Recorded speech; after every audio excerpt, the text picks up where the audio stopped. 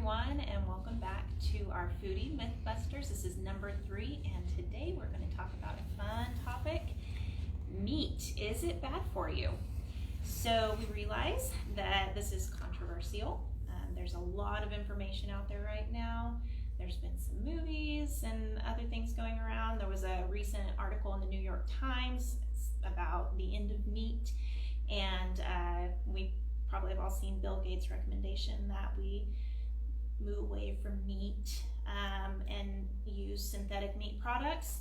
So what we're introducing is based on the most current research that we've done, and so we're going to go with that, and we're going to not go into political comments or anything like that. So yeah, the invitation is just to with all of our topics is just to be kind and open-minded. Right. So okay, so Emily, where did the idea come from that meat is bad for you? So a little history on this. Humans have been eating animal products for 2.5 million years, as far as anybody can tell.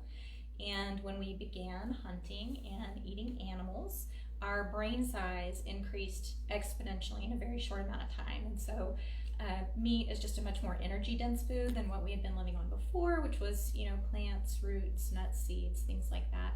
And it also required less energy to digest. And so we had the energy and nutrients to focus on brain development, for our bodies to focus on brain development.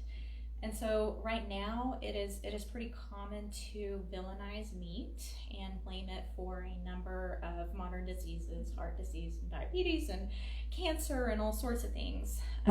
These are modern diseases, and we're blaming an ancient food for them. And so, I think that just common sense, it makes more sense that modern diseases might have more modern roots, like processed foods, seed oils, the overabundance of sugar.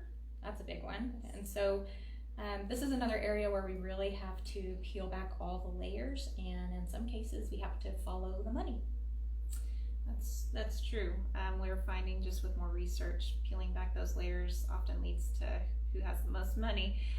Even in this instance, though, with some of the recommendations in the U.S. to cut back or reduce meat intake, even has some religious connections with various religious groups who have ties to, like the American Dietetic Association, have ties to different universities who are promoting this idea and promoting watching certain movies and things like that. So there's even ties to religious groups in all of this. So it's very interesting once you start doing your research. It really is. And so, were you going to go over Bill Gates' recommendation to switch to alternative meat products? Yeah, so he thinks we'll eventually get used to the taste. I disagree. I don't need the fake burger and things like that. But, part of looking at the different layers is, Bill Gates, and this isn't a secret, this is out easy to find. Media. He's the biggest private farm landowner in the United States now, and he has a huge monocrop corporation, which these synthetic meats are based on a lot of monocrops like soy and other things like that. And so Bill Gates is definitely invested there. And so another just money train is the producer of one of the most popular films out right now about meat and veganism and things like that. He has a huge stake in a pea protein company, so another form of alternative protein. So again, he has a big stake in promoting veganism and things like that. So that's what we mean by following the money and peeling back those layers. Yeah, and so one thing I just found out, and I just like this morning found this out, is that same producer bought a bunch of land thinking he was going to grow organic vegetables on it, and found out, wow, organic vegetables don't grow here. And so he's now got cattle grazing there. So, and as far as health, there are definitely studies showing that meat, increases colon cancer risk and things like that. And when you really dive into that, the overall absolute risk of colon cancer is 5%, and with increased increased meat consumption, it might be 6%. So an increase of 1%. And when you compare that to, people say stop smoking, it increases your lung cancer risk. That increase in risk in smokers versus non-smokers, 10,000%. So definitely a causative relationship there. And there was also in these studies not any difference in, or any attention paid, I guess, to people who were eating fast food sources of protein versus, cooking their own stuff at home. So So clearly the source of your animal protein matters, and just like with the oils and everything else you consume. One article from Chris Kresser, he talks about the optimal human diet, and he lists the top nutrients, the top nutrient dense foods, and the top 4 of those are animal products. And animal products are the best source of bioavailable things like B vitamins, zinc, iron, and a number of other nutrients, but they're the best bioavailable source. And that means that we are actually absorbing those nutrients. Right. We're not just eating them and they're passing through, that we're actually absorbing them. We're getting what we need from them. Yeah. And so we also wanted to touch on, always being careful with your research. In a popular film right now that's encouraging people to reduce meat consumption. This is my favorite. I use this with patients quite a bit.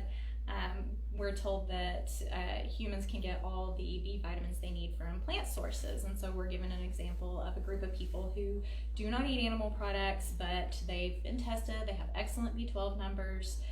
Okay, so this group of people, when you look at this study, the actual study, and not just what's in the film, they fertilize their crops with night soil, which is human waste.